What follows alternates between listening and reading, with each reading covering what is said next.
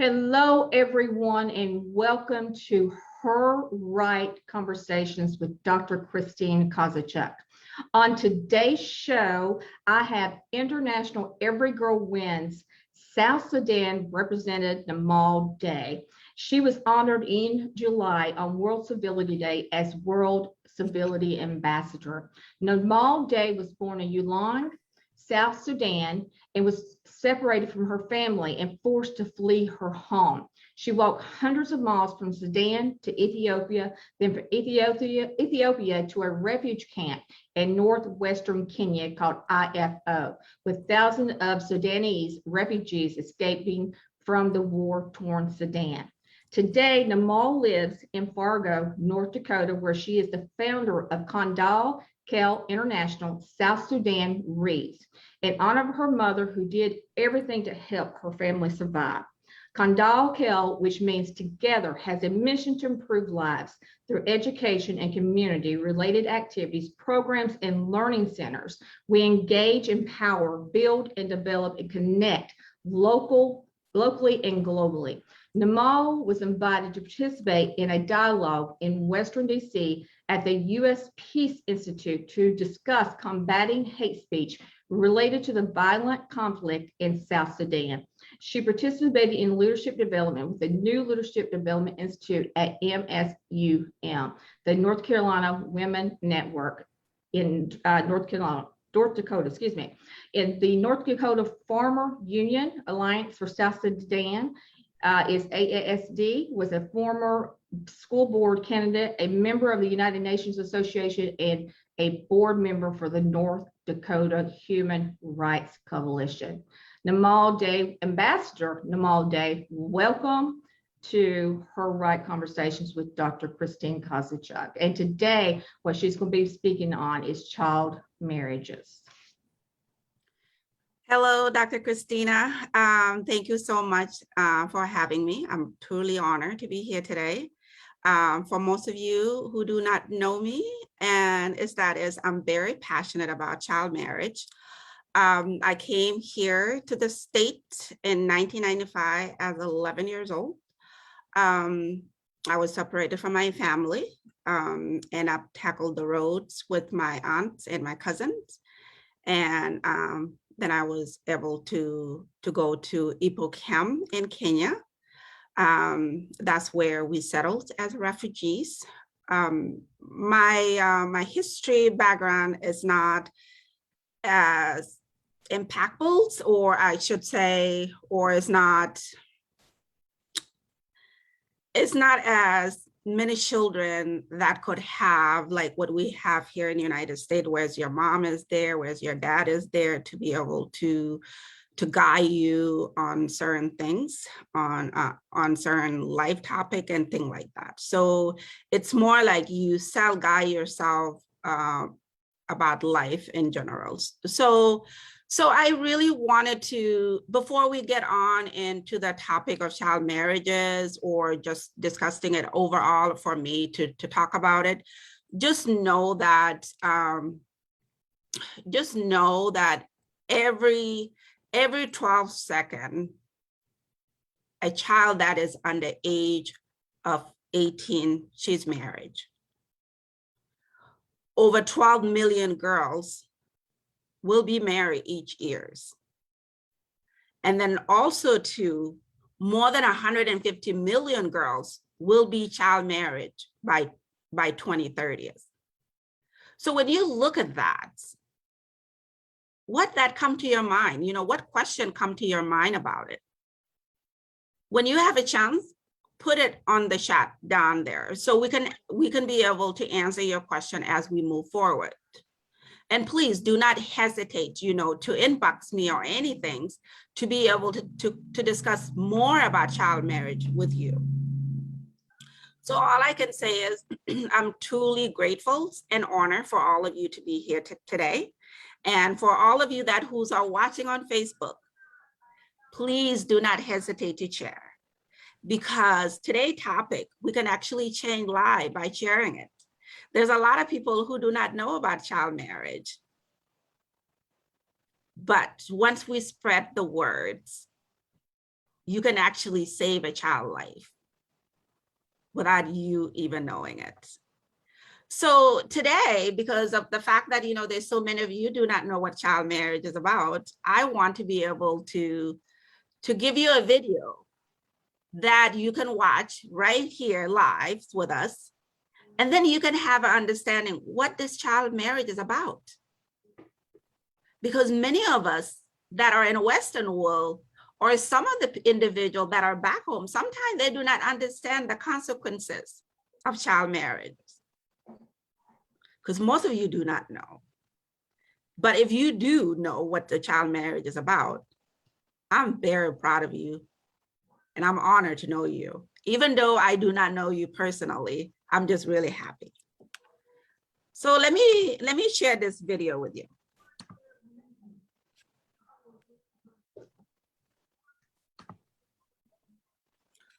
Well, that's not the one.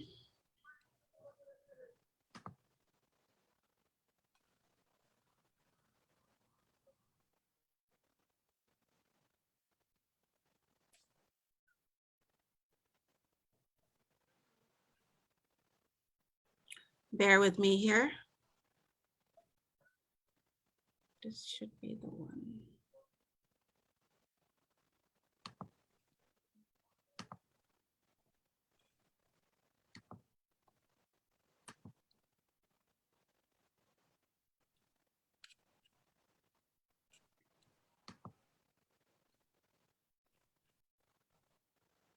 I believe I found it. Can you see it? Yes. Put a sum up. Yes.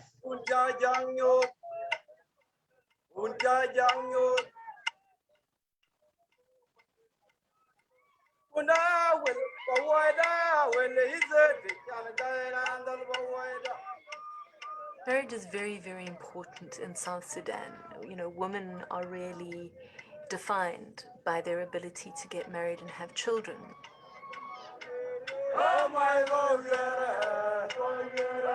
So it's a very, very important institution for communities. It has a huge social value. But for younger women and girls, when they're forced into marriage, it really can have very negative impacts.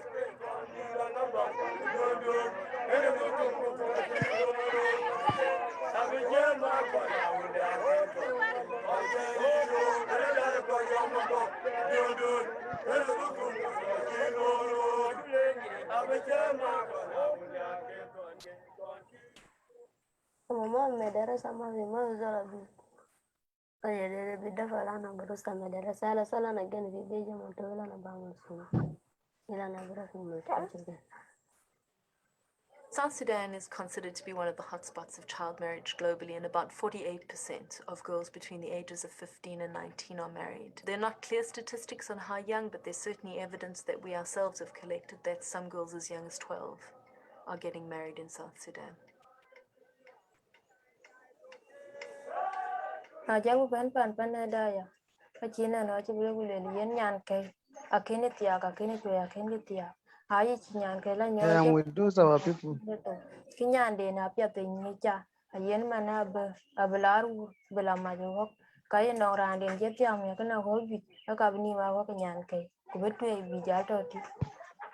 Ina kan da gam cha lu gule no elbet an chila wuti. Dowry is a very, very significant factor in child marriage in South Sudan because it is paid by the husband's family to the girl's family. In some of the pastoral communities, it's usually paid in cattle, which have great social and cultural and economic significance.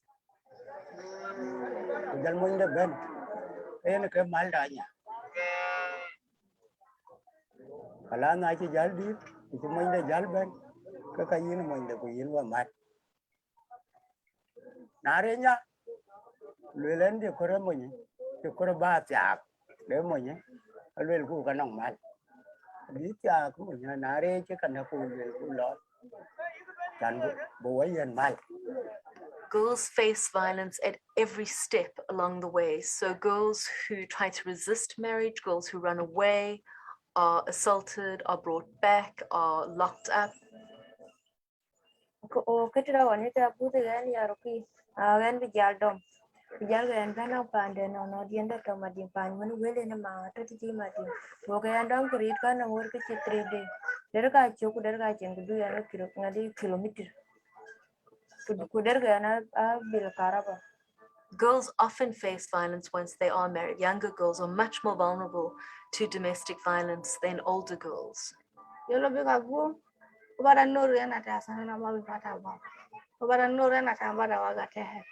Yolo silu santur minta martaba zero tala santur biya nuru mana kuma haladi ini.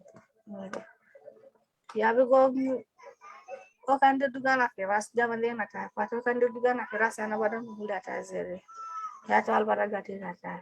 Ana gasi to nuru ya ta be nuru taro gata be gata. Yang koro hui mata ida ta ental gana musere.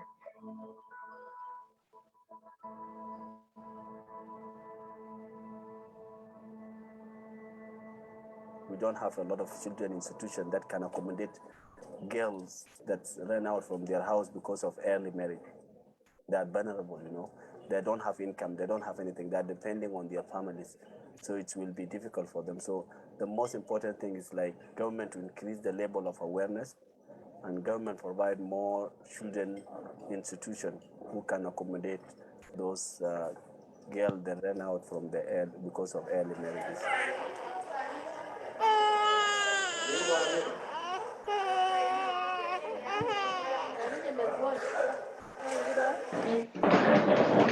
The younger you are when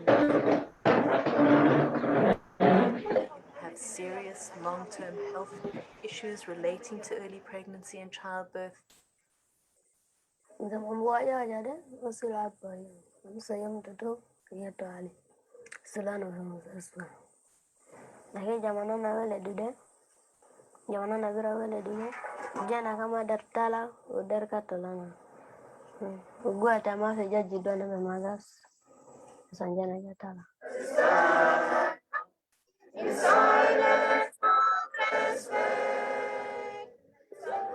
That is senior 3A, senior 3B, senior 3C. We have the female students are 204, and then the male students are 501. Still, you will find that the number of boys are more than the number of girls. In South Sudan, generally, people don't tend to put effort in girls such that the girls can go for studies, because people have got these cultural beliefs. They feel that a girl, there's no need to take a girl to school because a girl has to stay in the house and she has to get married. And once she's married, she will get cattle to the house and get money.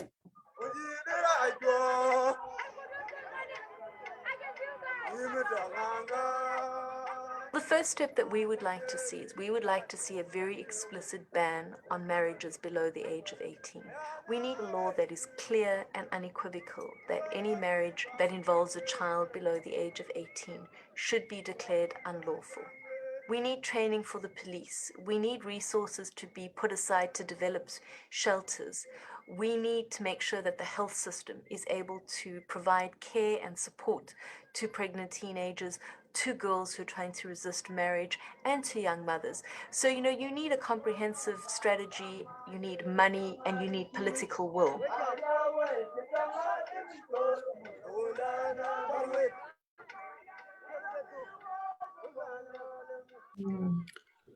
Wow. Thank you. Thank you so much for watching this. First, I just wanted to let you see it, what these young girls go through. I'm sorry, just a second here.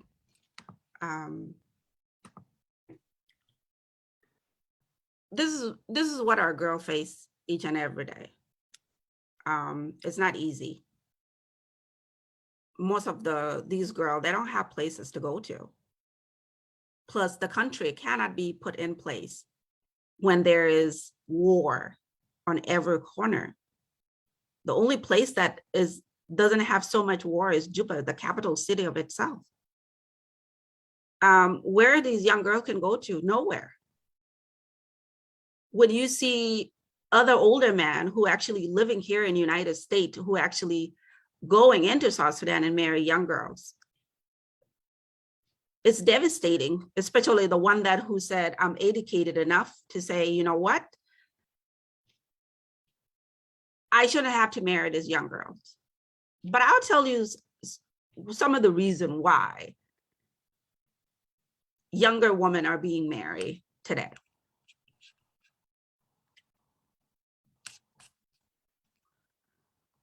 Most of the time when I speak with my colleagues, sometimes they will say the only reason why they marry a young girl is because young girls are considered to be obediency. Because most of them do not speak back to their husbands. And when compared to a woman who's older, she knows her right. She knows when to say, you know what, I cannot discuss about this topic today. I cannot continue to live like this. I cannot continue to have my children go through this. Older women have a right to do that, even though sometimes it is heartbreaking when the family do not have the form or mean of them paying back the dowry. Because some of the girl can be married up to 300 cows. When you think about it, that is so loud. That's how I look at it personally. But for my community, they look at it as a culture perspective. Usually this happened between Nuer and Dinka. But with the other tribes, some of the tribe can marry with goats, sheep, chickens, you name it. Those are a bit simple. But it's very hard for a cow that can be sold for 600 to 700 US dollars. Now, when you think about it, they give that dowry into that individual or to that family. They usually will give those form of dowry into your aunts, your uncles, your relative that are related to maybe your mother's side and your father's side. So right there, they're already gone. So it's very difficult, just compared to what has just happened within South Sudan recently. The president's son himself stabbed his wife. But guess what happened? Even though she stabbed his wife with a knife, you can tell on social media is crying out for her to get out of that abusive relationship. But because he pays so much dowry, the family forced that young girl who actually loved to play soccer, forced her back into abuse of him. And one of the reasons, because they cannot pay those cows back. Just think about that. It's a country that really value women as their way or their mean for them to live. But they do not think about their child's safety. They only think about what they're going to gain out of it. Another thing is, like I said, family usually would say early child marriages protect girls from sexual violence. But one thing that they forgot is it does not. Because some of our men, they look at marriages or just, they look at, sorry, excuse me. They look at the dowry as a way for them to already pay their debts. So it doesn't matter if they kill that individual or not. That's why you see there are so many violence against women. They don't have any saying out of it. If they do, they probably wouldn't have to. If the family do, usually, you know, when a daughter having issues with her husband, usually she can come back to her home because she is guided by her brother protections. But in this case, it's hard to even go there. Another thing that you have to understand is yes, there is law within South Sudan, but they are not enforced enough. They are not enforced enough there. Compare when the country is at war. Who's going to focus on trying to force this? They won't. 2012, I traveled into Ethiopia in the region called Gambela region. I met a 14 years old who have not even had her period. The night that she's actually having intercourse with her husband is the night that her period show up.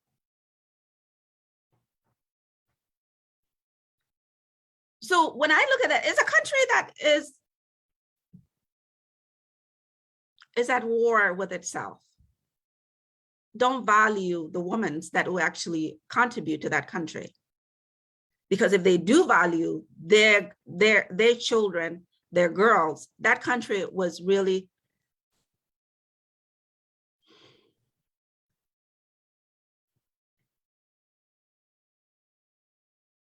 will just become like any other country that is developed. Some of us can actually return home to help build it. But there is no way for that because of the way that they view women. Women are just their toys. If you cannot value your woman, how is the world going to see you as a country? I mean, I'm sorry, but even if other individuals come to the country, like in the United States or UK or any other country, to try to say our country is beautiful, we have natural resources, but when other countries see you as individual country, but you're not valuing your people, is those other countries going to really like see you to value you? No, they will take advantage of you at any point at any time. They wouldn't care, because if they see you do not care about your people, how are they going to treat you? The same way. All right. So another thing that people need to look into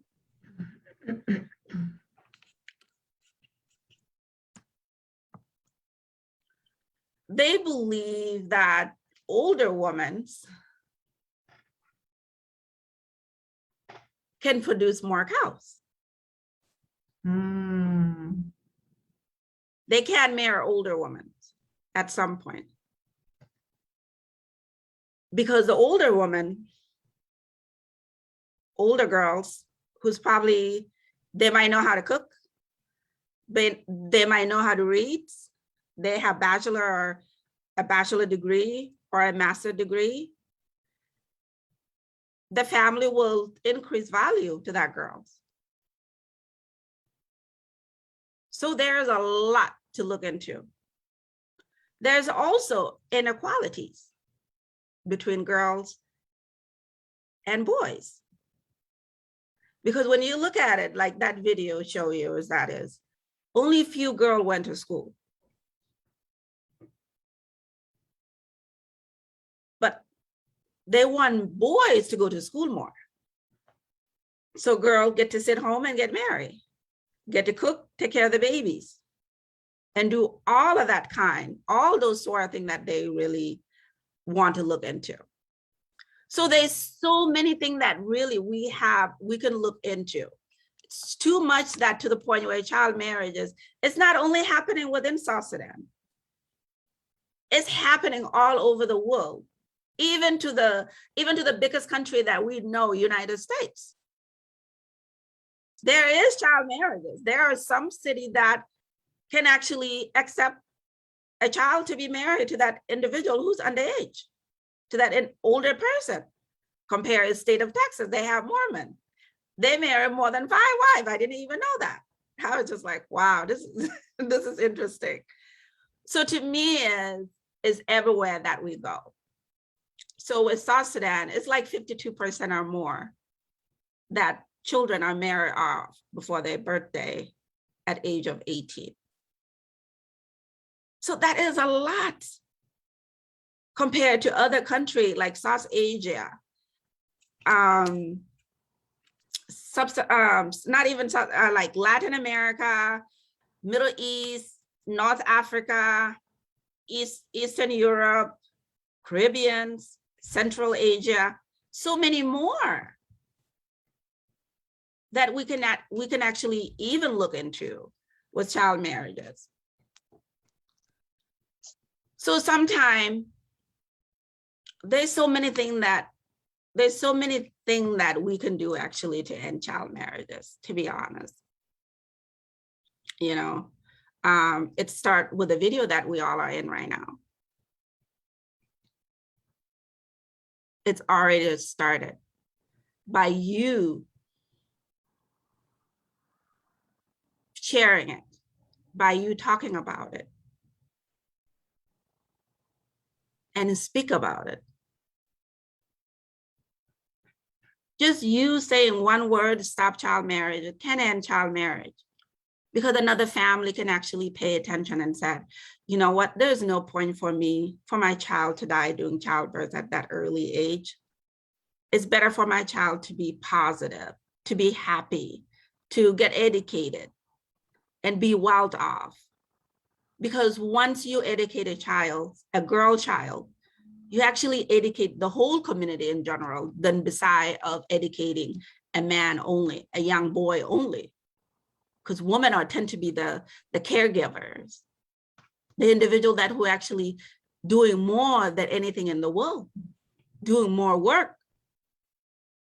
Compare when you see a pregnant woman in South Sudan carrying this heavy load on their head,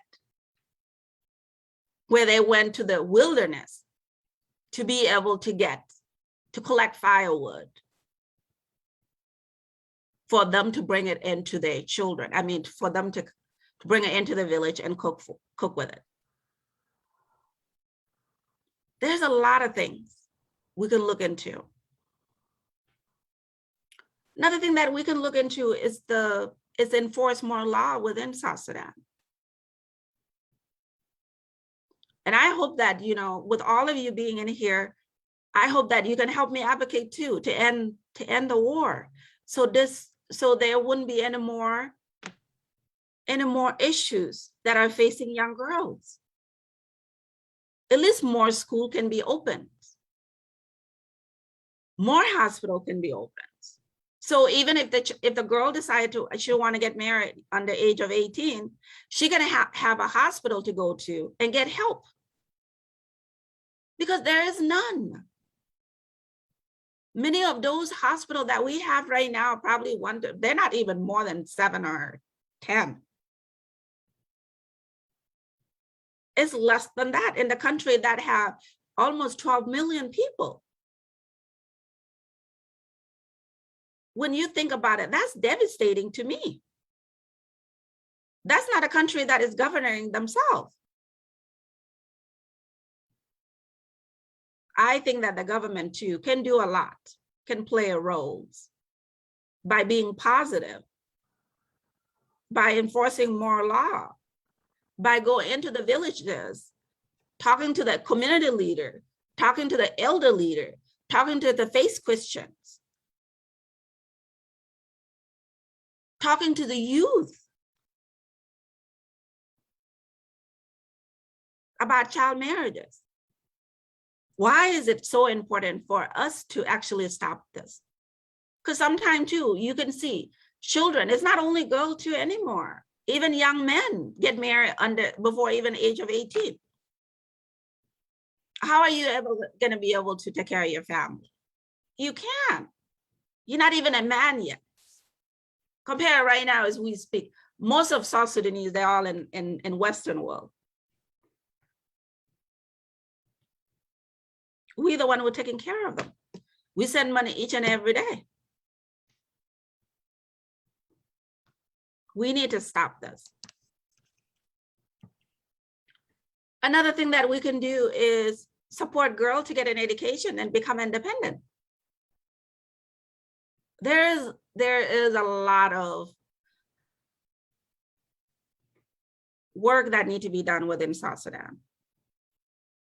But I know that there's a lot of hurdles that we can go through to actually help a girl child. There is a lot of good organization on the ground where we can actually reach out and say, you know what, I want to be able to sponsor this girl child. So that way, when they come back home, they can be able to make an impact. Because if a girl or a woman cannot be in the economy buildings, the country cannot move forward. There's so many things that we can do. Then also too, we need to educate family about sexual and reproductive health.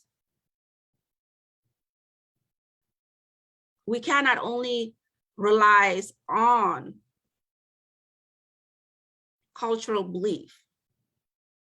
There's so many things that the community can do to be able to protect these young girls. And then also to educating those parents. It can actually help these young girls not to be infected with sexual transmitted disease, which is HIV. South Sudan before does not have an HIV, does not have all these unnecessary health. But as of right now, things can be changed. And I know that all of you that in here and on Facebook can really end child marriages. All I can say is I know I said a lot because it is a huge topic. If we just sit here and discuss it, it's very huge. But I know that from bottom of my heart, I just want to say thank you to all of you who tune in. And please spread the message. Because this fight is not only me alone, it will actually take the whole world. Child marriage is a topic that I can discuss all day. I love it. Because I personally too did not tell you about a bit of me, of my background. I might not be married at early age, but I was almost forced to. But I had a strong woman behind me who said, no, she's not gonna get married.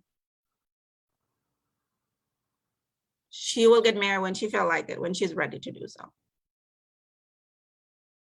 And I thank God for it.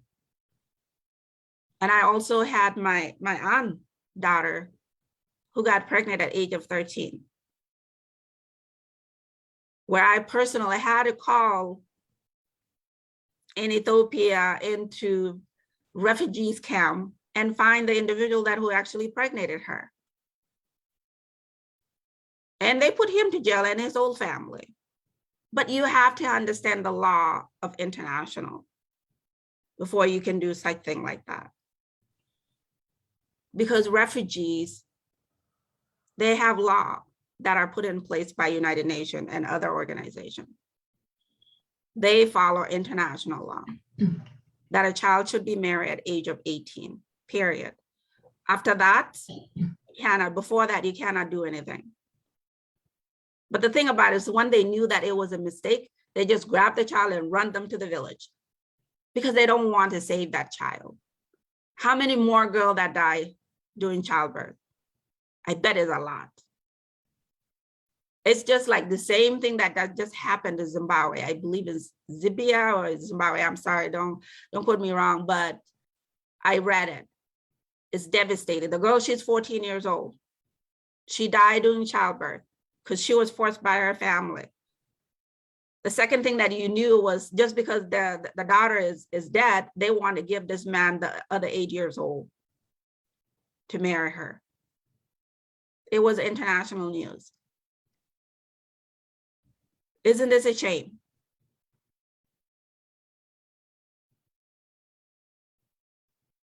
So all I want to say is before I end my show, or the end this show with Dr. Christine, I just want to say thank you, Dr. Christine, for giving me a platform to be able to speak on topic that I really love and to be able to educate our community and the world and to be able to spread the news that child marriage must end. Wow. It's not only affected me, it has affected all of us, and it affects the economics in general. Absolutely. Well, Nyamal, that was very, very, very powerful.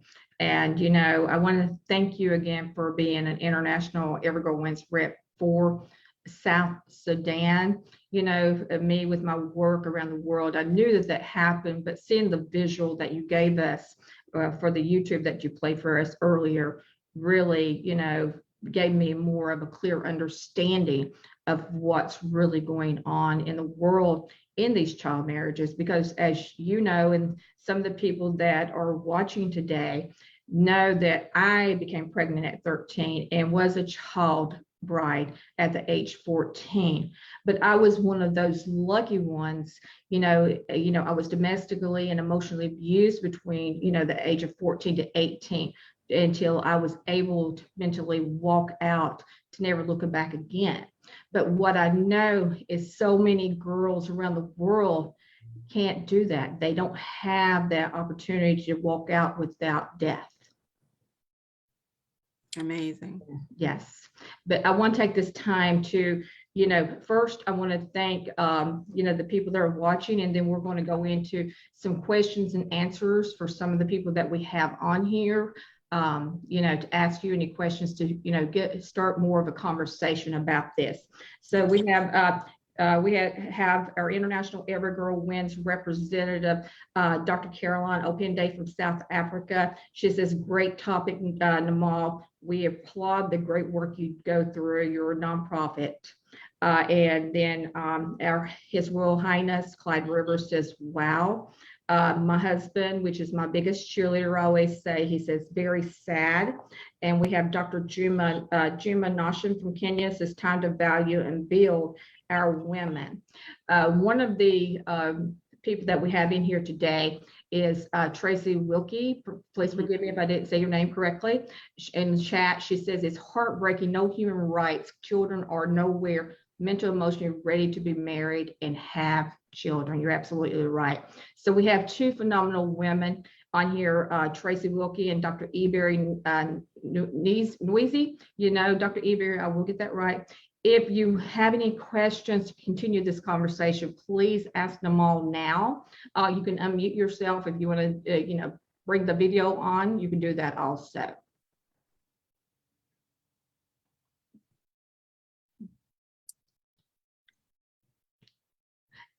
Tracy, unmute yourself and ask them all.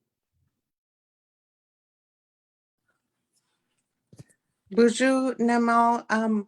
How do these men explain bringing young gals to other countries when they go get them to marry them? Well, Tracy, that is a great question, and thank you. I'm honored for you to be here today. Tracy, for all of you who wonder who's Tracy Wiki is, Tracy, we live in North Dakota together. She's been my biggest supporter since so many years, from protesting to human rights to running for office for both of us. It's amazing. And every day we just keep going at it. Tracy, to go to your question, many of these men who travel from the United States to go back to South Sudan, many of them do not bring them here. They literally let them stay into Kenyans, into Ethiopia until they reach certain age. Sometimes too, they have to have children first before they can bring them here. So I hope that answers your question. So how to the men explain bringing? Okay, see what you mean. Yeah. So I hope I answer your question. So that's what they do before they bring them here. And go ahead. Nyamal, thank you for the work you do. I know it's like heavy stuff, but you do it absolutely beautifully, and I'm proud to call you a friend, and Miigwech, thank you. No problem. Thank you, Tracy. Thank you, Tracy. If anyone on Facebook Live that's watching Facebook Live has a question, go ahead at this moment and put your question in there so I can read it to Nyamal. Is there any more questions from anyone? Dr. Eberry, Tracy, do you have another question? Relating to the child marriages for Ambassador Nyamal Dei.